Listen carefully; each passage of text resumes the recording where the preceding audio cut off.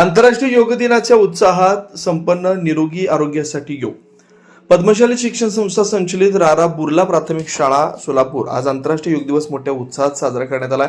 या निमित्तानं आयोजित विशेष कार्यक्रमात विद्यार्थ्यांसह शिक्षकांनी विविध योगासने केली. या कार्यक्रमात प्रमुख पाहुणे नागेश्वर कन्ना, शोभा तोरणगी, ज्योतिर्लिंग कारंडे व त्यांचे सहकारी उपस्थित होते.